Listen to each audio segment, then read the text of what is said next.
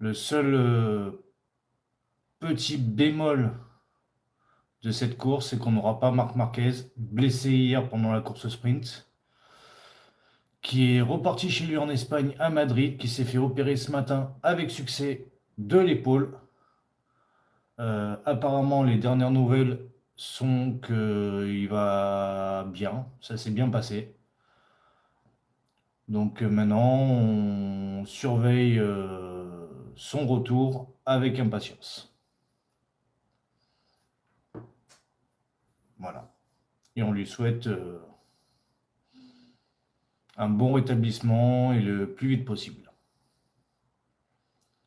Allez, les pilotes arrivent sur la grille de départ, ils vont se mettre à leur place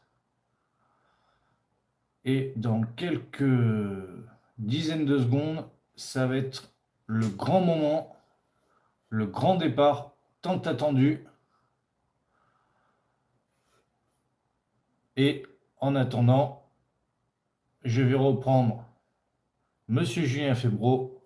On se retrouve au premier virage. Et c'est parti! Et comme hier, les Aprilia partent très bien. Benzeki premier devant, je vois pas très bien. Je crois que c'est Pedro Acosta. Troisième, Quartararo devant Gigi Antonio. Et Quartararo vient de passer deuxième. Quartararo deuxième à domicile. Très très bon départ du Français qui partait cinquième. Et Johan Zarco a un petit peu chuté. Il est 11e alors qu'il partait 10e. Voilà. Très bon départ. Pas de grabuge dans le peloton. Pas d'abandon pour le moment. On est parti pour 27 tours. Et Benzeki commence déjà à prendre de l'avance, à creuser l'écart.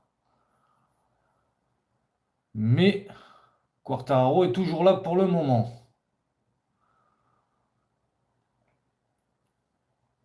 Allez, très très belle bagarre dans le peloton entre Johan Zarco, il y a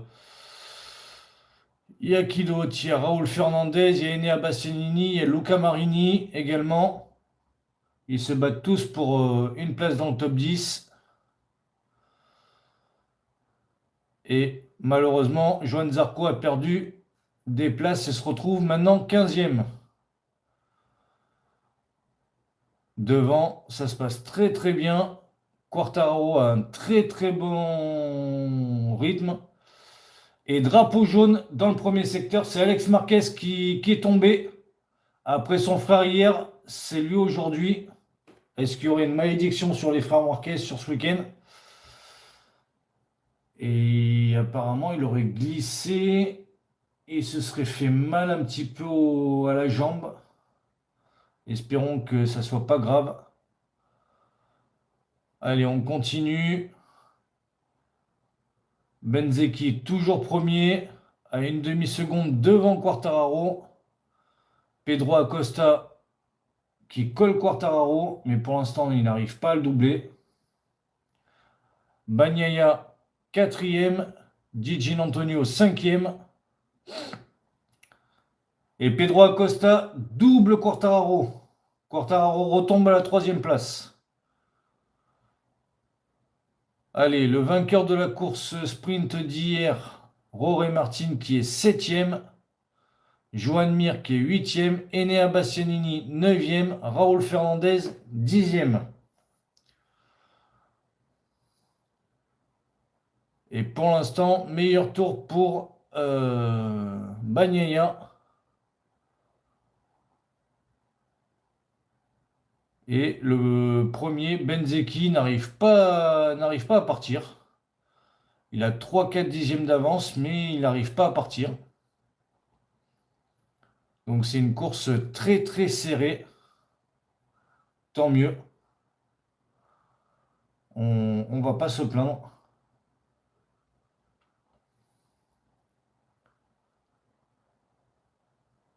Et bonjour aux arrivants. J'ai pas de calvitie.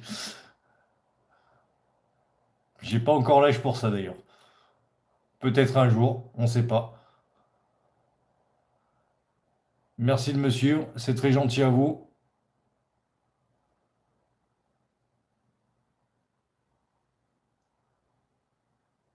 Allez, pour l'instant, on est dans le troisième secteur, à la fin du troisième tour. Benzeki est toujours en tête, mais Pedro Acosta est en train de lui mettre la pression. Et juste derrière, Quartararo en troisième position, qui fait un excellent départ. S'il peut ramener un très très bon résultat de sa course nationale, ça serait très très bien pour lui. Après un début de saison très compliqué pour les Yamaha, ça serait très très bien d'avoir un podium.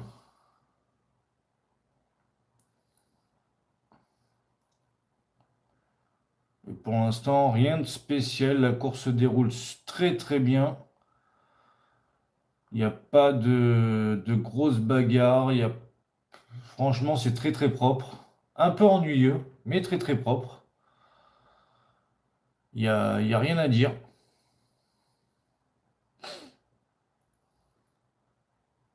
Et aux quatre premières places, on a quatre constructeurs différents avec Aprilia en tête, KTM deuxième, Yamaha troisième et Ducati quatrième. C'est vraiment très très homogène. Il n'y a pas une domination d'une marque. C'est propre. Pas comme sur d'autres circuits où il y a une marque en particulier qui domine tout le monde. Entre autres Aprilia depuis le début du championnat. Mais non, c'est très bien. Il y a de l'homogénéité dans cette course et c'est pas plus mal d'ailleurs. Ça donne de l'incertitude. Pour l'instant, pas de pilote piégé, pas de petite faute hormis Alex Marquez, mais bon, ça c'est des choses qui peuvent arriver malheureusement. Et Bagnaia qui vient de passer Quartararo, est-ce qu'il va réussir à lui refaire les freins? Et non, malheureusement, Quartararo restera quatrième. C'est dommage. Maintenant, bon, ben, la course n'est pas finie, on n'est qu'au cinquième tour. Il en reste encore 23. Et Johan Zarco, 13e, qui remonte un petit peu après avoir chuté à la 15e place. Est-ce qu'il va réussir à remonter au moins dans le top 10? Ça serait bien pour lui. Non, pour l'instant, c'est très propre. On dirait qu'il y a un train sur la piste. Personne n'ose s'attaquer, personne n'augmente le rythme pour aller chercher le pilote de devant.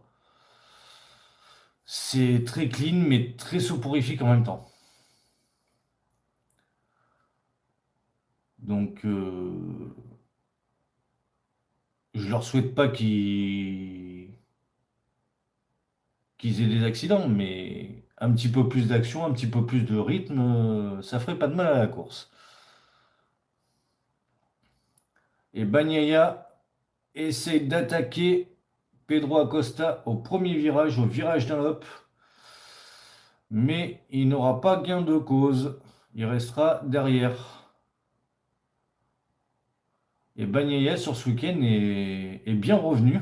Depuis le début de la saison, il avait beaucoup de difficultés, même la saison dernière d'ailleurs. Là, sur ce week-end, il est très très bien revenu avec la pole position, avec une deuxième place hier en course sprint. Là, il est troisième à l'heure actuelle. C'est bien, c'est propre. Pourvu que, pourvu que ça continue, qu'il arrive à remonter la pente.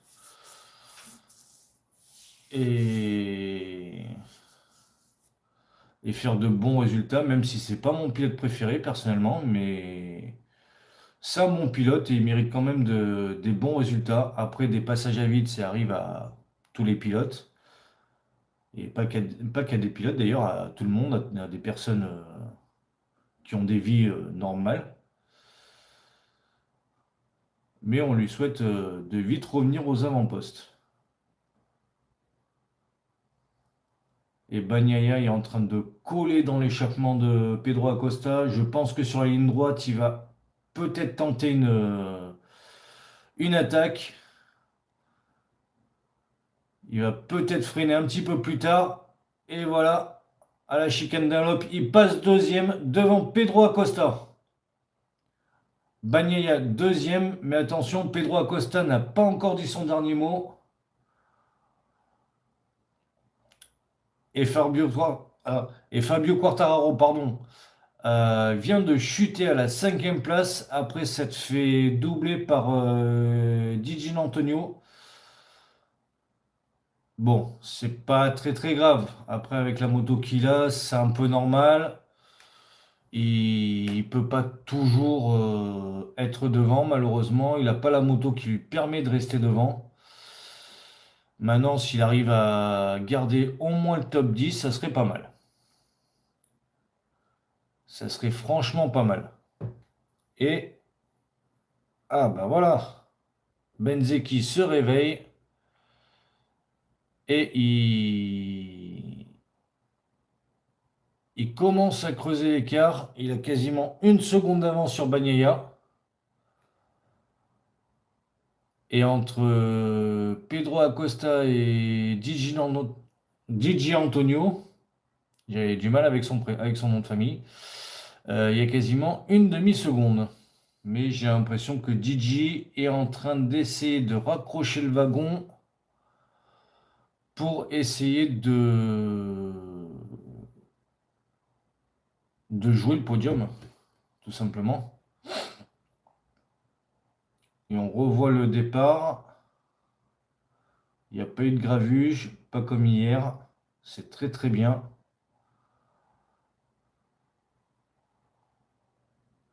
Et tout le monde était très propre, très soigneux. Il n'y a rien à dire.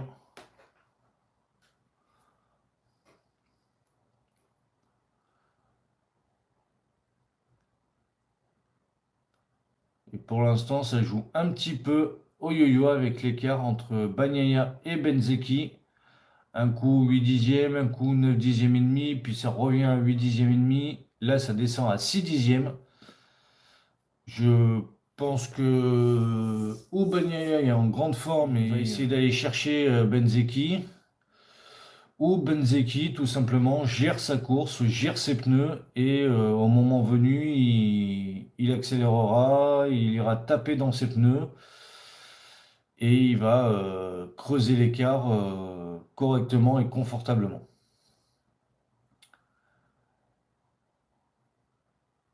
Et belle bagarre entre DJ et Rory Martin, 4 et 5. Quartararo a chuté à la 6e place.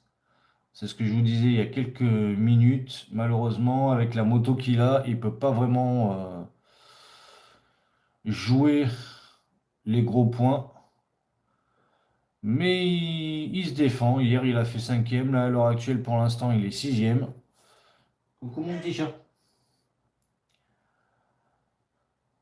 Et il reste encore du temps, peut-être qu'avec un peu de chance, des pilotes qui partent au tapis devant lui, il pourrait peut-être remonter au classement. On lui souhaite vraiment qu'il fasse une bonne course, qu'il ne se fasse pas piéger. Et puis apparemment, il y aurait peut-être la pluie qui devrait pas tarder à arriver, donc on, on va voir ce qui va se passer. Mon cœur. Quel petit bout. Tu veux dire bonjour?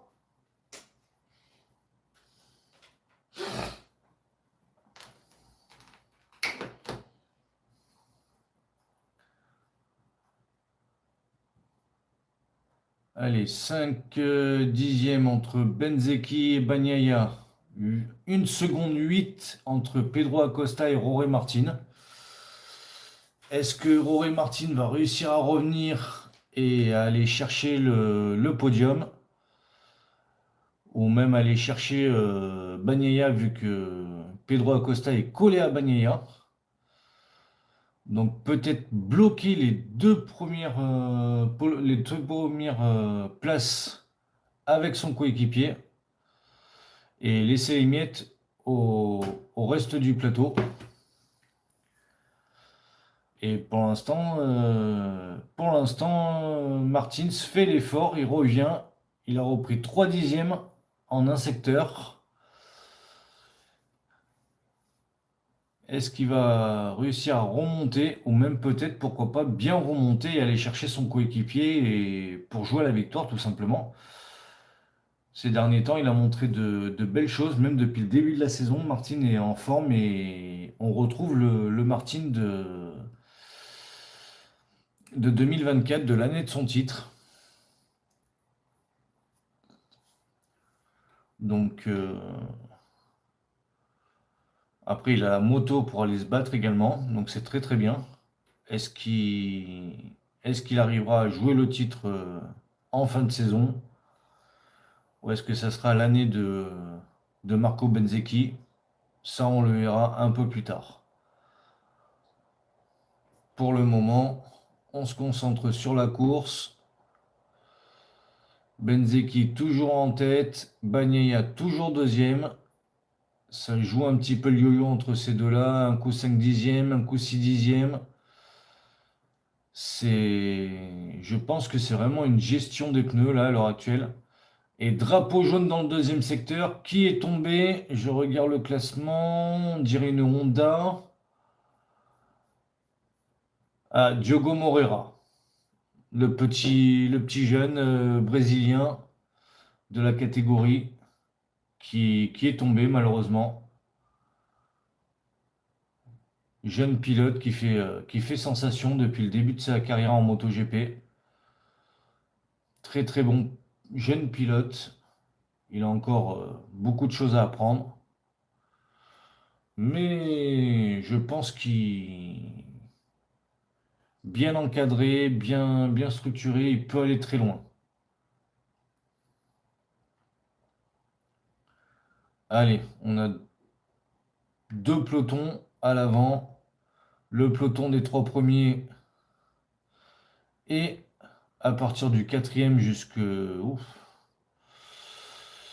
J'essaie de voir, mais je pense que ça va jusqu'à... Comment il s'appelle? Johan Zarco, non, même jusqu'à Brad Binder, qui est 14e. Donc de la quatrième place à la 14e place. On a un peloton de 10-11 motos. Et devant, on a le peloton des trois premiers. On voit le pneu arrière de Bagnaia qui commence à être un petit peu usé, un petit peu touché. Après 12 tours seulement, alors qu'on a 27 tours dans cette course. C'est un peu tôt dans la course, je pense. Là, il faut vraiment qu'il calme un peu. Qui calme un peu le rythme, qu'il essaye de temporiser pour garder son pneu arrière, sinon il terminera pas la course. Et c'est pas bon. Et les nuages menacent au-dessus du circuit. Et pour l'instant, il pleut pas, mais par contre, c'est très très gris. Est-ce qu'il va y avoir la pluie sur le circuit? Est-ce que ça va faire comme l'année dernière et que Johan fasse une très très bonne stratégie et remonte dans le classement? On verra, on n'y est pas encore. Pour le moment, eh ben,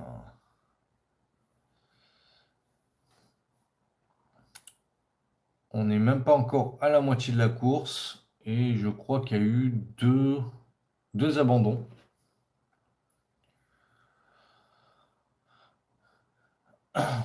Il y a eu deux abandons à l'heure actuelle avec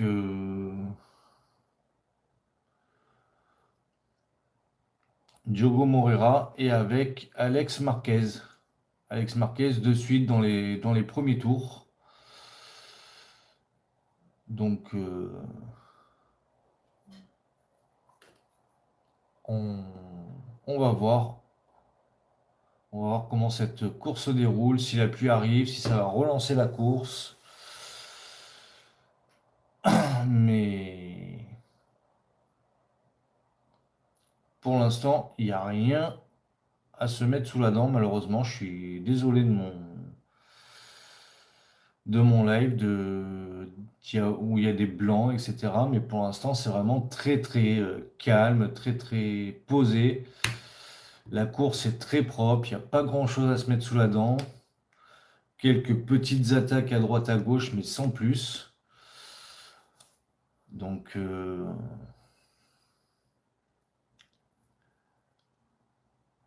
c'est très gentil de me suivre, mais je suis désolé pour le manque d'infos. Seul problème, c'est qu'il n'y a pas énormément d'informations à délivrer.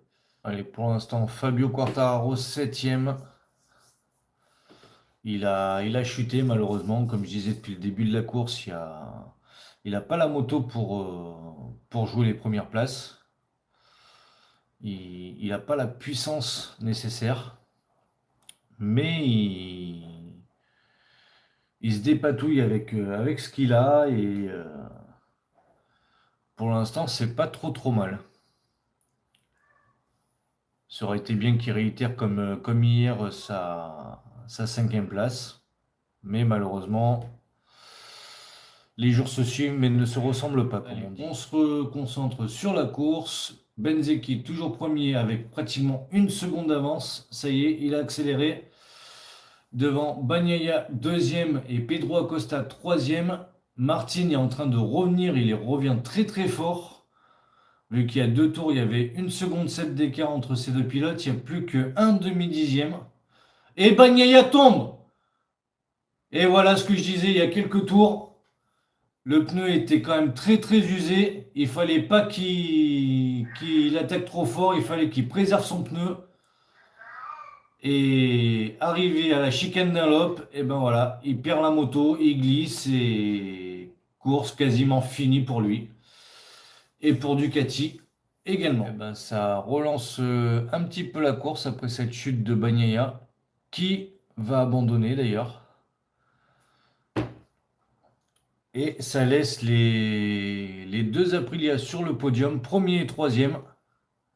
Pedro Acosta, deuxième. Et grâce à cette chute de Bagnaia, on va dire, Quartararo remonte à la 6e place. Et Johan Zarco remonte à la 12e. Et Martin a fait la jonction. Martin est revenu sur Pedro Acosta.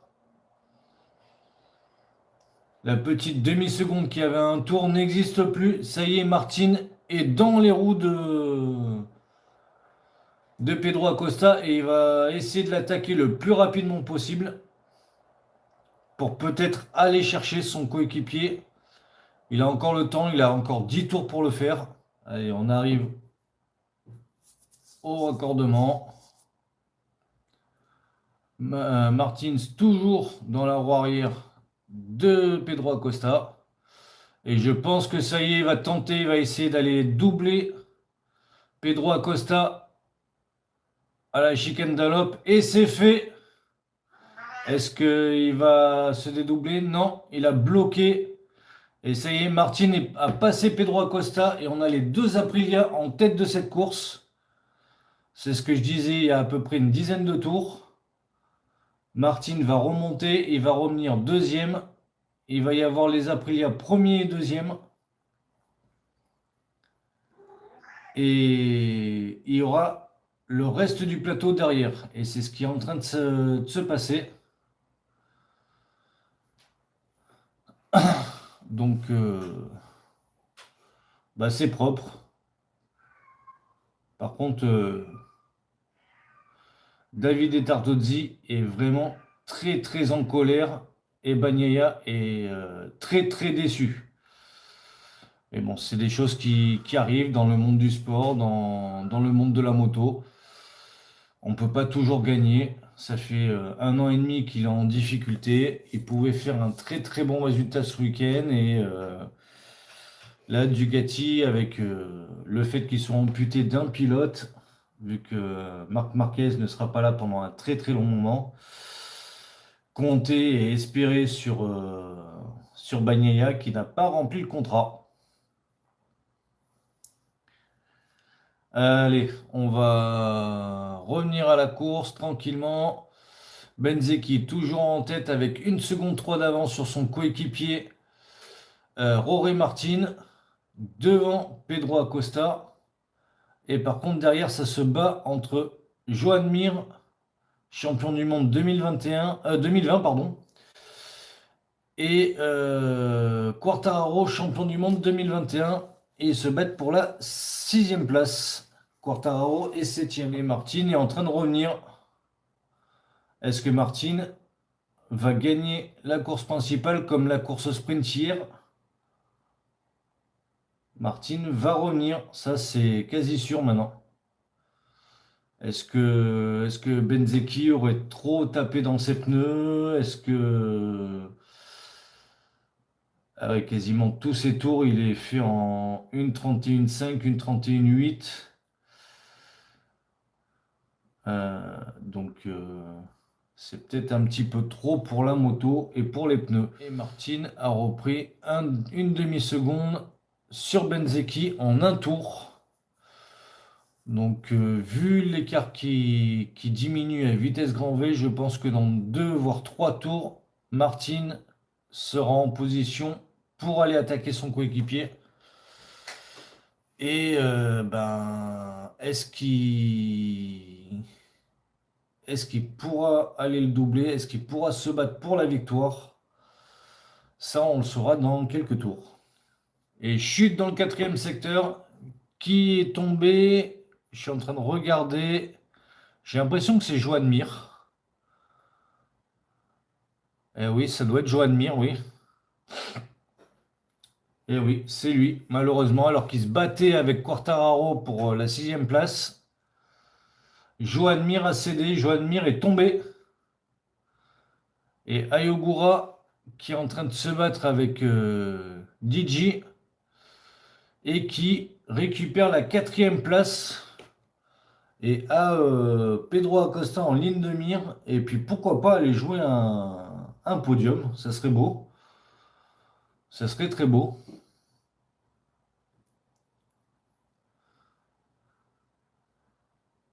Et Martin revient petit à petit. Maintenant, ça a quelques dixièmes.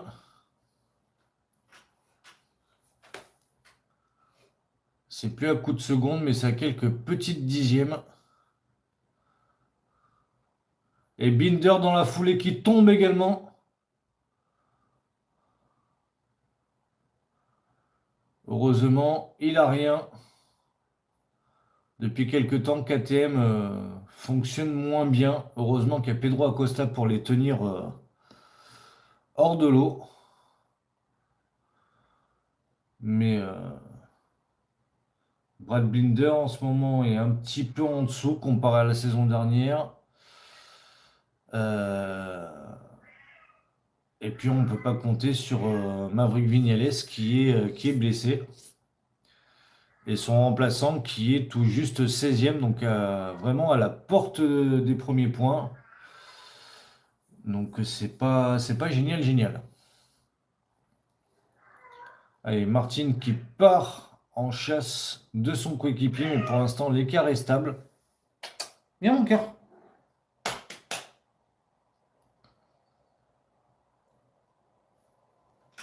Oh le petit bout. Tu veux faire le live avec papa? On parle de moto? Non, t'as pas envie? Bon.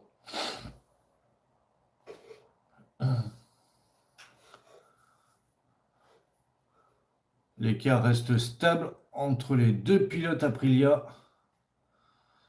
7 dixièmes et demi, 8 dixièmes. Ça se stabilise. Par contre, derrière, l'écart grandit entre Martin et Acosta, pardon. Et Ayogura est en train de revenir sur Acosta. Ayogura est dans la roue arrière d'Acosta. Alors ça, c'est très très beau. Ayogura va peut-être tenter sa chance à la chicane Dunlop et peut-être jouer un podium. Donc ça serait très beau. Est-ce qu'il va y aller? Il se décale.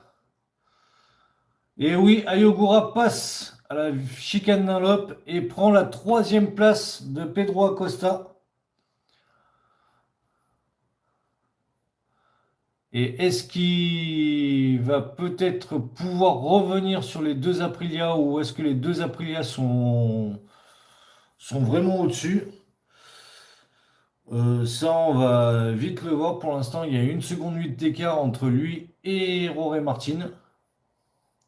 Et ça y est, Rory Martin est revenu. Rory Martin n'est plus qu'à 3 dixièmes de son coéquipier.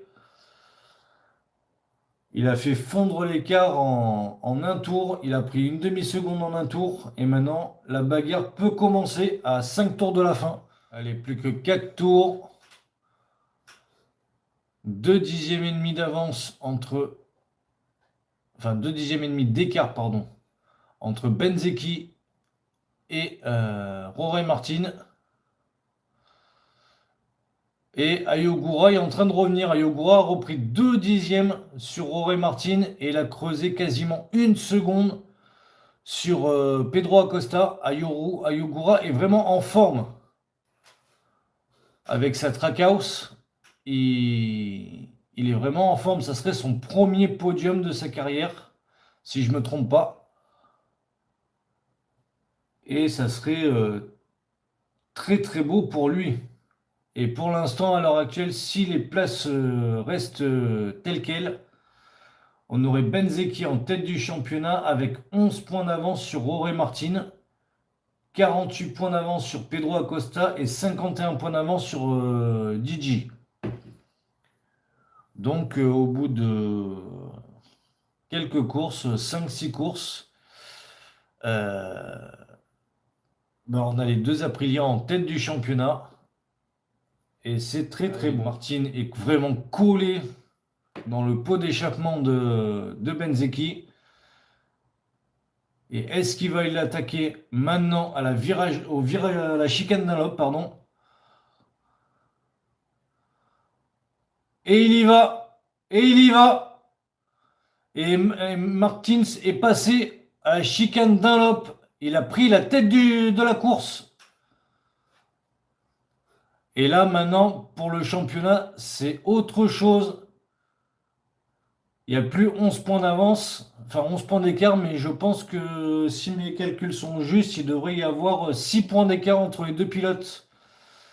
Et pour le titre en fin de saison, ça peut être très très important. Et derrière, on voit Ayogura qui revient également. Est-ce que Marco Bezzecchi aurait trop tapé dans ses pneus? Et non, j'ai des bêtises, non. Il y aurait 1 point d'écart entre les deux pilotes. Il n'y aurait plus 11 points, mais 1 point d'écart entre les deux pilotes. C'est beau, ça se resserre un peu de partout. C'est très propre. En plus, le dépassement était juste magnifique. Pas de poussette, pas de bloc pass. C'est vraiment très très beau. Et puis pour l'instant, on n'aura pas eu de pluie dans cette course et je pense pas qu'on en aura maintenant à 3 tours de la fin. Je pense que même s'il se met à pleuvoir maintenant, les pilotes vont être courageux et vont aller jusqu'au bout, ne sachant pas si les autres vont s'arrêter ou pas. Allez, 2 tours. Il reste 2 tours. Et Martins creuse l'écart. 6 dixièmes d'avance sur Bezzecchi. Pendant que maintenant, Ayogura est derrière Bezzecchi. Il le klaxonne. Je pense que Bezzecchi a trop tapé dans ses pneus. Et il arrive vraiment à la limite. Il est vraiment à la limite de... Il a dû ralentir pour éviter de perdre la moto, pour vraiment assurer sa place sur le podium. Et Eh ben, on va voir là dans les quelques mètres qui restent de cet avant-dernier tour et dans le dernier tour, ce que ça va donner. S'il va réussir à tenir la moto, à tenir l'écart avec les pilotes derrière. C'est parti, on est dans le dernier tour. Martins en tête avec 7 dixièmes d'avance sur son coéquipier Benzeki, qui lui a presque 6 dixièmes d'avance sur Ayogura, qui lui a 1 seconde 5 d'avance sur Pedro Acosta. Et Pedro Acosta qui est sous la menace de Gigi, donc il pourrait perdre sa quatrième place dans le dernier virage. Et par contre, je ne vois pas Quartararo. Il est toujours sixième, mais il doit être vraiment très très loin derrière. Donc il va peut-être assurer la sixième place, mais il ne pourra pas revenir pour se mêler à la bataille pour la quatrième place, malheureusement. Allez, on arrive vraiment dans l'avant-dernier secteur de ce dernier tour. On va entamer le dernier secteur. C'est parti. Avec ces quelques petits virages qui arrivent au raccordement et qui rejoint la ligne d'arrivée. On est au raccordement.